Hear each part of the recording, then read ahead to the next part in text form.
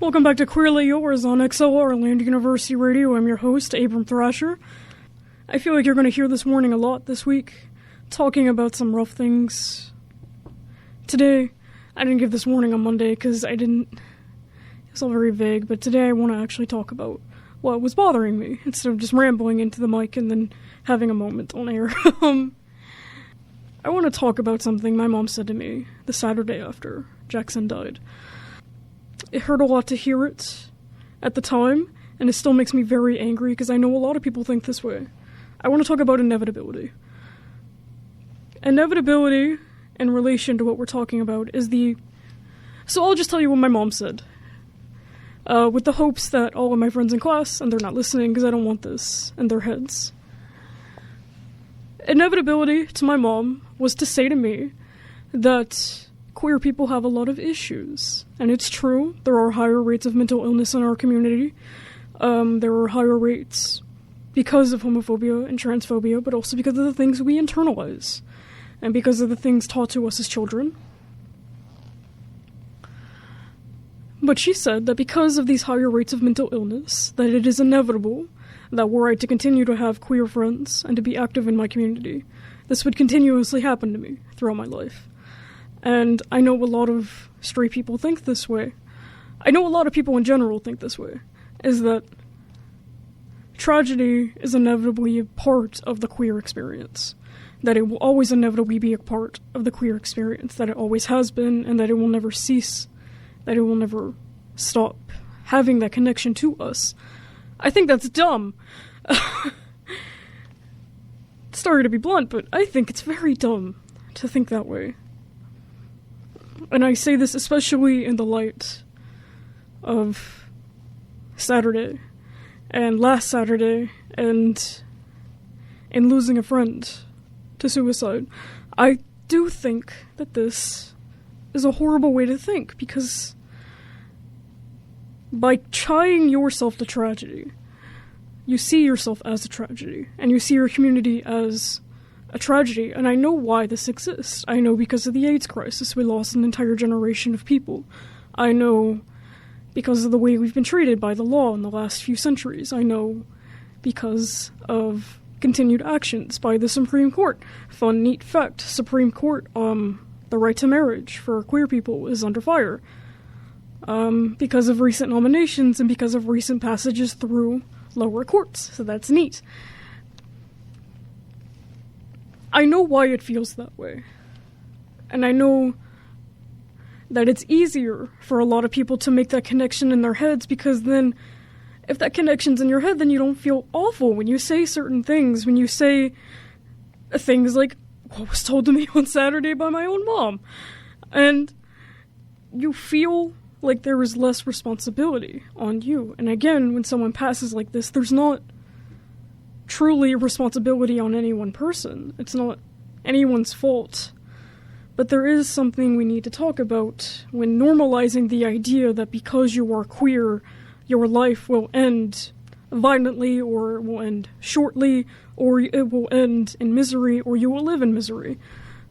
It's a very important idea to break down and dispel, because it settles in people's heads, and it creates this, I think of it as a pit, and it's raining, and you're trying to crawl out, and you keep falling down the sides because there's that persistent idea that people have taught you, that because of who you are, there will be no true way out. You will never have that true happiness that people who are normal around you will have.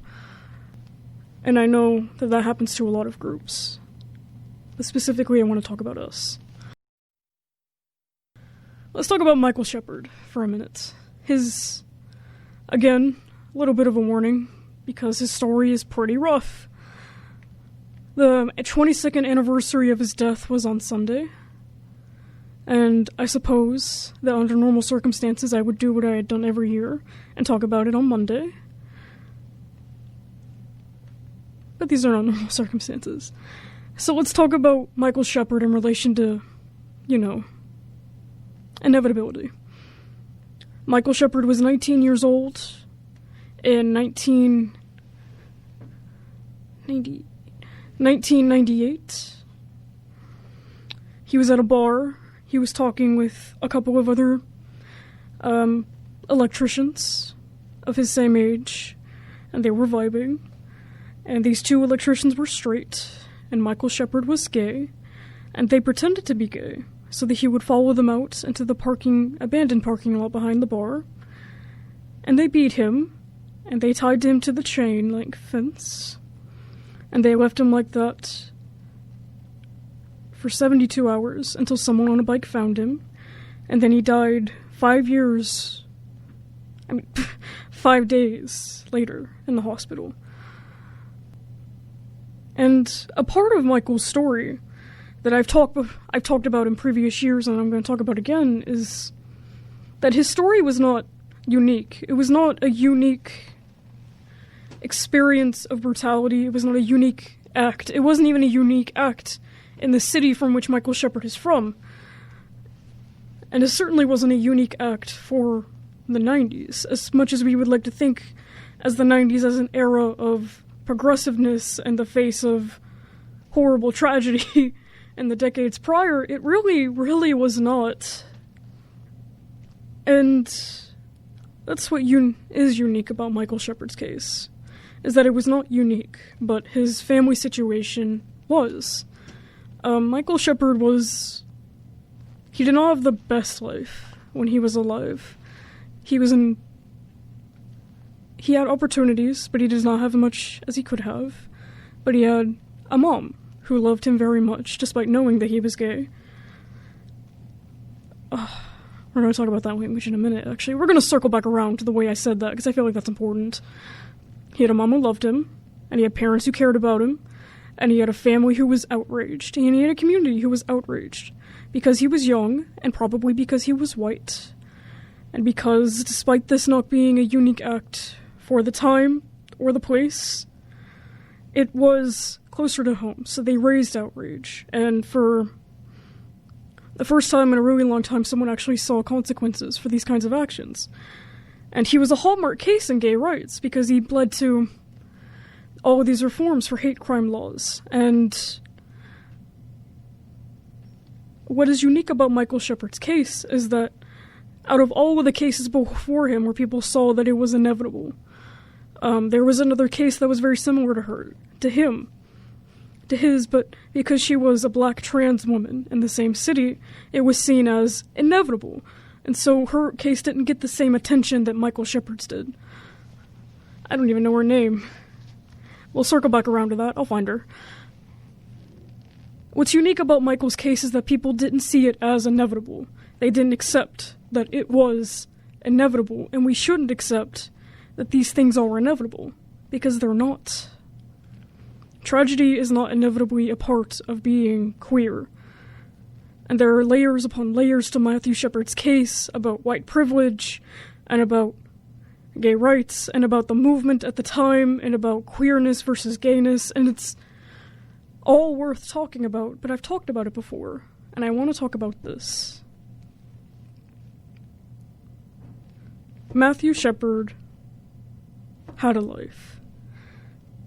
And there was a moment where someone decided that they would get away with taking it away. And it's not the same as what we're going through right now, but I also feel like that's important. Is that at some point someone decided that it was inevitable and it didn't matter. And I'm going to tell you that it does. It took me a little bit to find her name, but I will rectify it. Her name was Monique Thomas. She lived in Dorchester, south of Boston, and she died in September of 1998. She was murdered. Corrections over. Let's talk about Rita Hester. And I know it feels like I'm avoiding the specific topic of suicide. And this is because that's not what I want to talk about today. I feel like Tupac covered it very well last night. If you don't listen to them, they're on 9 and 11 on Tuesdays. Scotty and Lauren are good friends of mine. I'm very excited that their show exists. I hope you guys have been listening in. We'll get to it, is what I want to say. Rita Hester was a trans woman. She was 34 at the time of her death. She died in November of 1998. And just like Matthew Shepard's death spawned a movement, Rita Hester's death also spawned a movement. Her death date is also the day of Transgender Remembrance Day, which is coming up once again in November. It's the day where we remember that we exist, that we are here, that we have lost people, that we still exist, that the end of our existence is not inevitable. And that's very important to us as a community. If you didn't know, the life expectancy for transgender individuals in the United States is 35 years old. That goes down progressively depending on your race and your age and your economic ability, as well as whether or not you are disabled and whether or not you are straight. For me, like a Jewish trans man, I am white. My age expectancy is 35. For Rita Hester, her age expectancy is 20. Her age expectancy were she to be alive today would be 26 years old. And there are these differences in the community, but what I want to talk about is inevitability. Because she did not get the same treatment as Matthew Shepard. She was misgendered. Her body was labeled as unidentified. Her parents didn't even get a visit from the police, they just got a house call. And while we remember Matthew Shepard's name, Rita Hester isn't remembered. She's barely remembered in the trans community, and she's not remembered outside of it. And there's a lot we can unpack there, but what I want to talk about is that up until her death, she lived a happy life. She was straight, she picked up men, she went to bars, she had friends, she had a thriving community around her. She was in Boston's rock scene, she was well known in bars in the area and in clubs in the area. She did sports, she sang, she danced, she lived her life, she had a job, she had an apartment. The way she died was horrific. She was murdered, most likely by someone whom she was having relations with, because they were invited into the house. But it was not inevitable. Her death was not inevitable. Tragedy in her life, up until that moment, never even crossed her mind. The people around her describe her as a happy person, they describe her as proud of herself, and they describe her as overwhelmingly beautiful.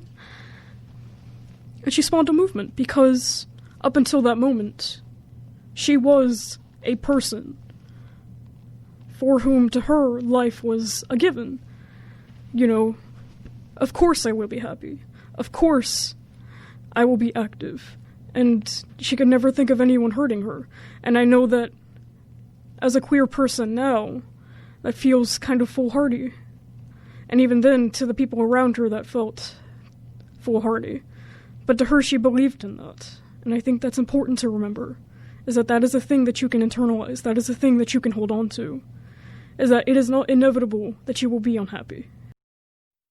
Whenever things like this happen, whenever someone commits suicide, or someone is murdered, or something else happens, people like to quote statistics, and this is part of what's made me so angry the last few weeks, because Saturday, the day after Jackson died, we got an email from our local queer group on campus, and I love all of these people. They're all good people, and I trust them. However, in that email, instead of talking about Jackson, they talked about statistics, and about higher rates of mental illness, and higher risks, and while that is a conversation worth having, it also makes the whole thing feel inevitable. And if you had met Jackson Wise, you wouldn't have felt that way about him at all. That's why we're reeling, that's why the station went silent last week, is because we still don't know how to comprehend this. Because it didn't feel inevitable for him. He was like Rita Hester. He was like so many other people that we've lost. He was life, and he was making plans, and he was going places, and he had opportunities in front of him. That's why I want to talk about inevitability here. Just because there is a higher rate does not mean that you, by the essence of being queer, are a statistic. And just because there are higher rates of mental illness, that is not because there is a piece of you inside of you that is fundamentally broken. I reject that very hard. there's tons of stuff inside of me that's cracked all to bits, but it's not because I'm queer. And it's not because you're queer, either. Or because your friends are queer, because your family is queer. That's not why. It's because of the way people were treated. It's the higher stress of being different in a society that rejects that. It's the higher stress and anguish of dealing with your family and their reactions, of combating how you feel about your own religion and your own beliefs.